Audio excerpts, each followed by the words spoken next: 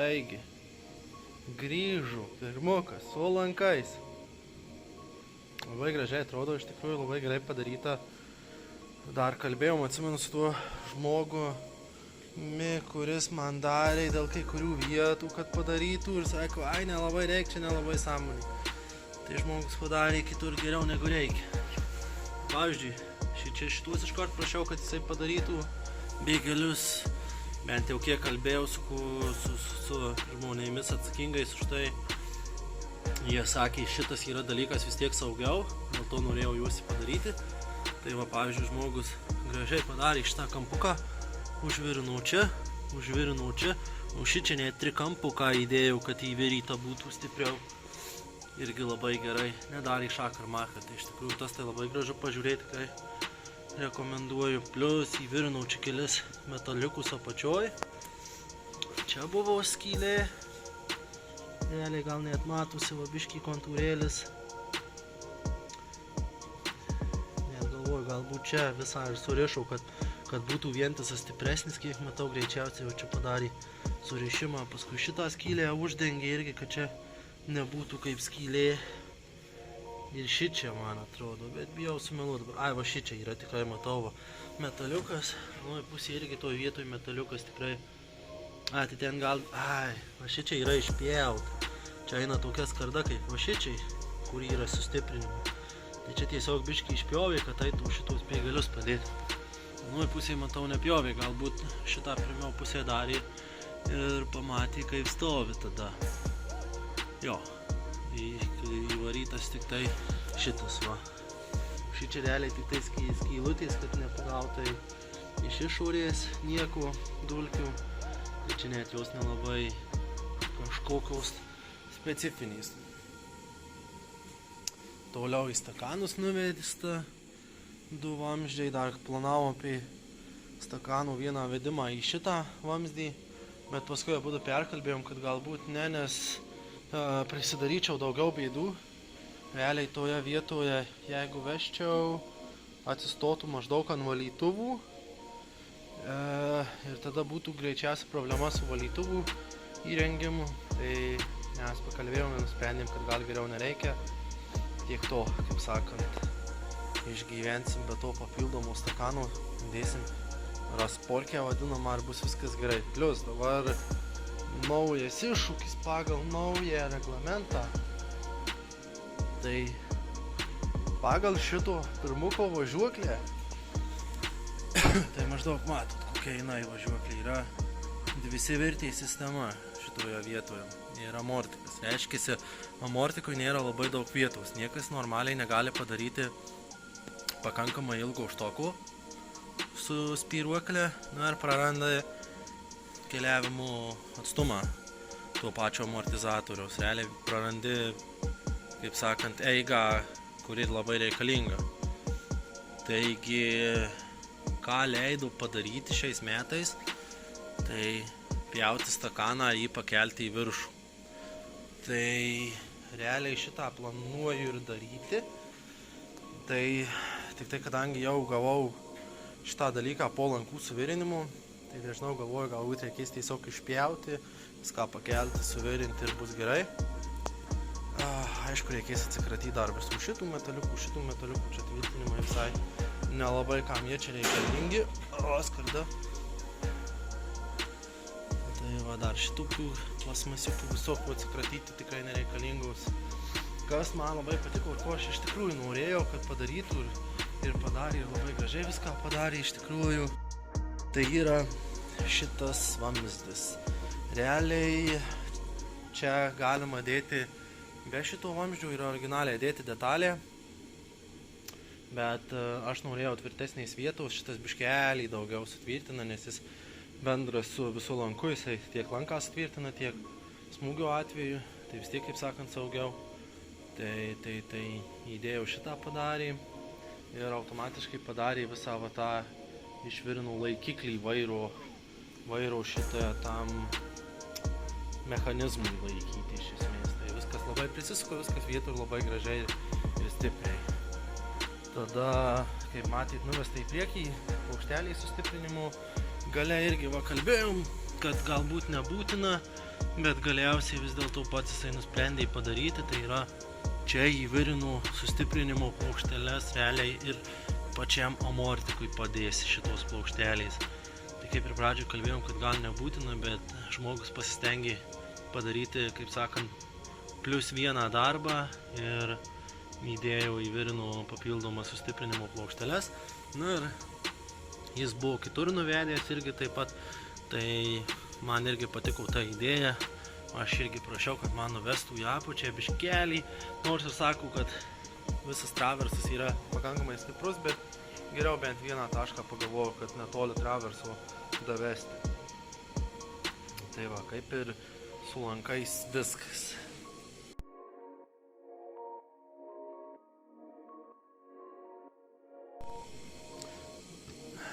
Po lankų įdėjimo turim įvairių darbų. Tai yra šičia, kitoj pusėje yra plastikiniai dangteliai, kuriuos reikia pašalyti, kurie gali tiesiog iškristi. Paskui reikės pasižiūrėti dėl šitų visokių laikikliukų gale, nes bagažinę galvom biškį kitokią dėti. Bet čia, kaip sakant, nėra patys svarbiausi dalykai. Pirmiausia, tai prisimti tuos plastikėlius, išsivalyti šitas vietas ir pasidaryti, kad šitas kėbulas liktų be skylių. Tai yra visokios tokios mažytės skyliukės irgi. Taip pat norėčiau visas pasinaikyti šitas garso izoliacinės vietas irgi. Jos tikrai čia nereikalingos. Laikikliukus kelius irgi nusipjauti, įsteiti visai niekur būtų. Vis tiek, kaip sakant, kas dėsis, tai čia tik tai jiem trukdys. Toliau va, dar ant dugno keletos skylių yra. Tos skylės nereikia, čia rankinio skylė. Iš tų 3 skylių, man atrodo, tik šitos didžiosios reikia, nes čia greičių dėžės. Ten kitos nubėgimai visokių dar kas, ko nereikia. Tai va, jau galima pradėti daryti, kad galima būtų vežti į dažymus. Plius toliau dabar jau, kadangi viskas grįžo, tai žiūraus irgi kaip su diferencialu, kaip su šakėm, nes yra šiek tiek pakeitimų reglamente, šiek tiek daugiau leidimų kai kuriuose vietose. Tai yra, kad galima keisti visas 2 taškų šakes į nestandartines. Tai praktiškai realiai visa priekinė važiuoklė, visa galinė važiuoklė.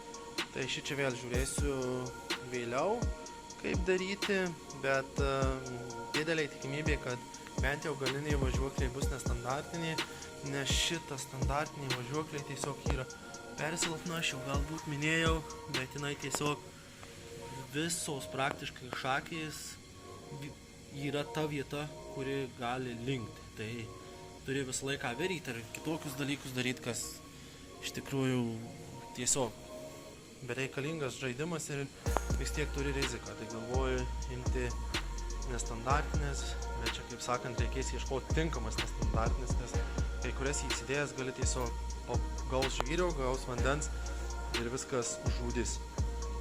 Iš jų bus nulis naudos. Tai čia, kaip sakant, šita bėda biškį vėliau, bet reikės pradėti internete ar kažkur žiūrėtis. Tai kaip ir kol kas turim darbo ir turim detalių, ką jau galim daryti, ką atverti. Ir turim beje dar kitą motorą, tai yra 2.8, į kurį įdėsim, tai reiškia motorai yra, viskas beveik yra, tik tai kelių labai brangių dalių trūksta ir daug darbo.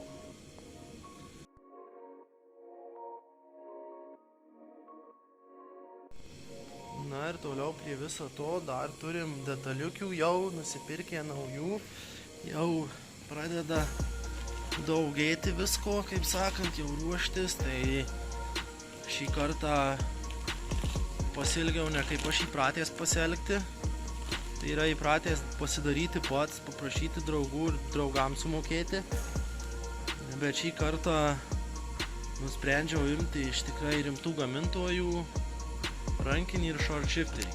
Rankinis gal ir nėra tiek svarbus dalykas, aišku, svarbus dalykas, bet jeigu jisai nebus tenais idealiai kažkoks tai brangus, tai nieko baisaus.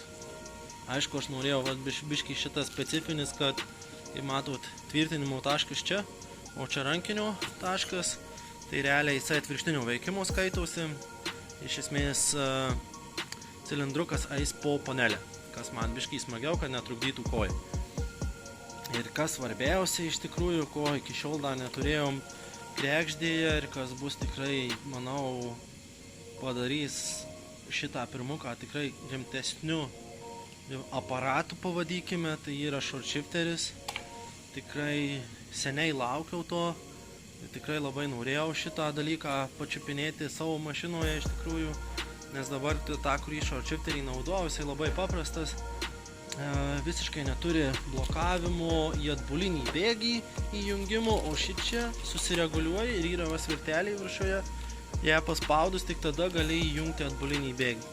Čia labai svarbus dalykas, nes iš tikrųjų ant kai kurių staigesnių posūkių, ypač jeigu, tarkim, dar biškesnė, ilgesnė pora, tarkim, norint įsijungti pirmą arba, tarkim, slalominiuose ruožuose, kokiuose kitur galima tikrai įsijungti pirmas, smagiau apsisuks.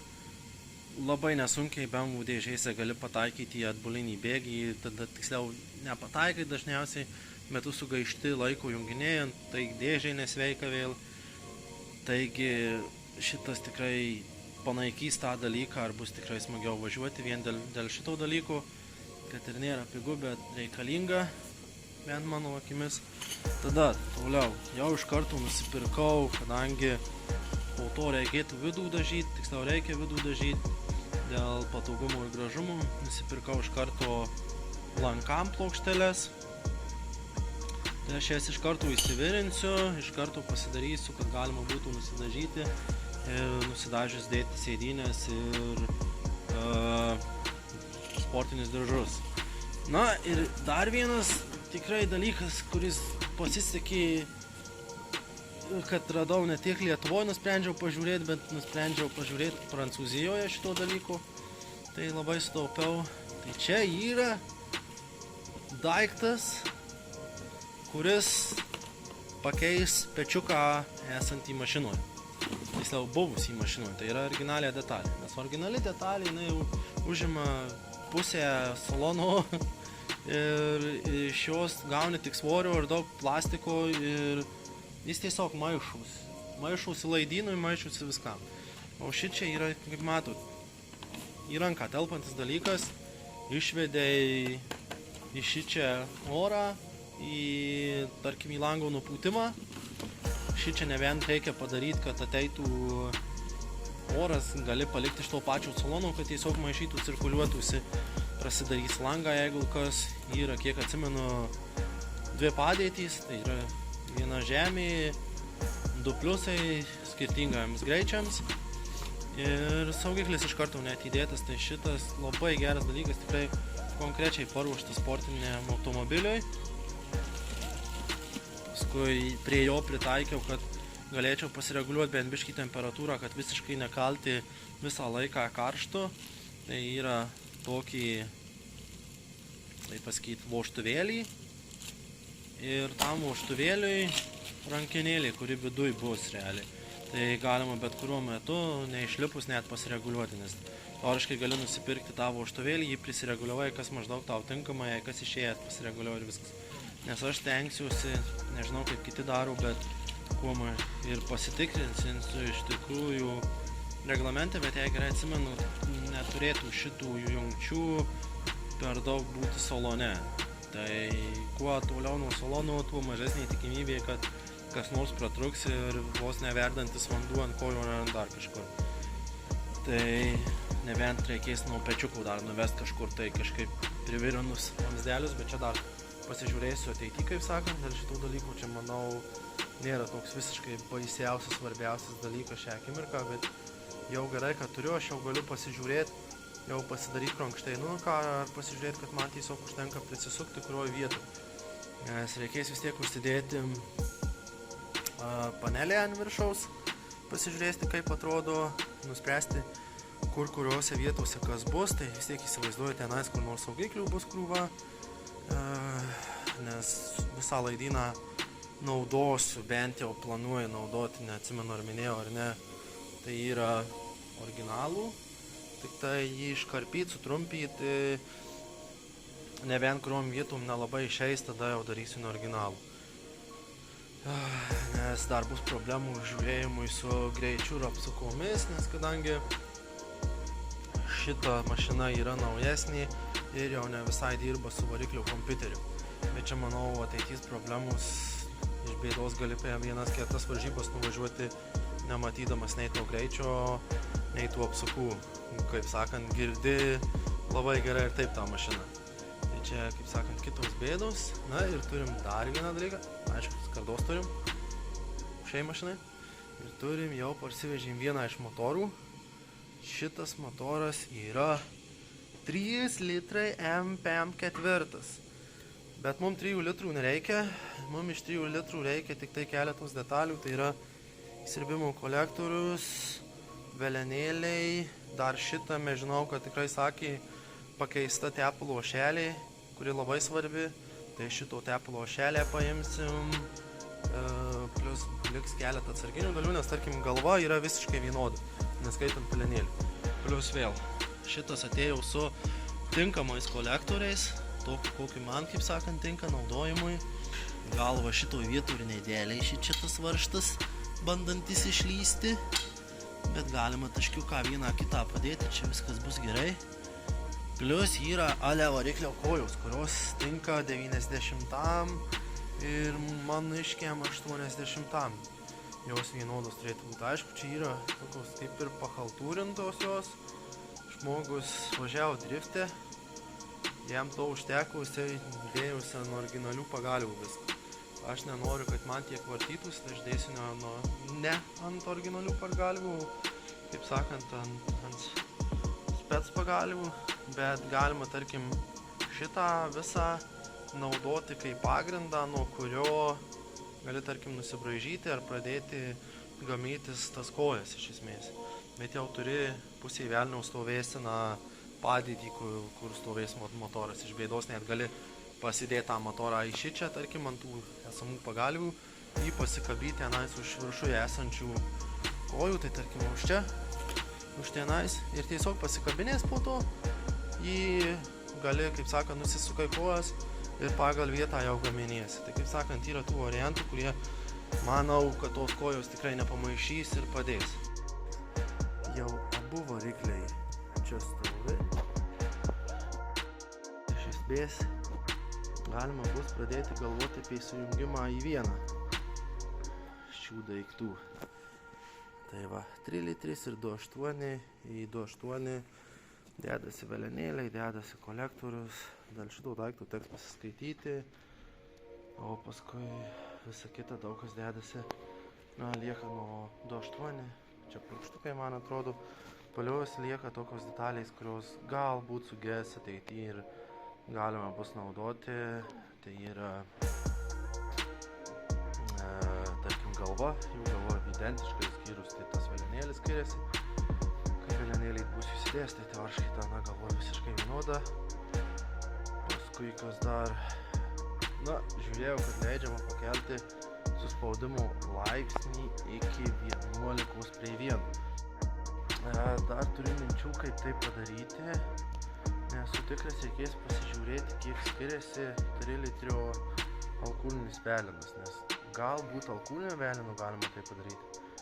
Tai teoriškai išlauši biškelį jėgos, jeigu per alkūninį veleną tai eina padaryti. Bet čia galbūt internete pasiskaityti. Jei ne, tai tada tiesiog galbūt žiūrėsiu kokios kainos ir pirktis kaltinius vadinamus stūmoklius, kurie pakeltų kompresiją. Bet čia matysiu.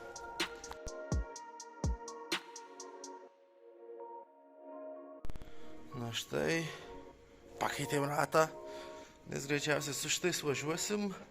Arba važiuosime labai panašaus išnešimo. Tai pakeitus ratą, šiaip tai atrodo netgi į galinės arkas kaip ir telpa.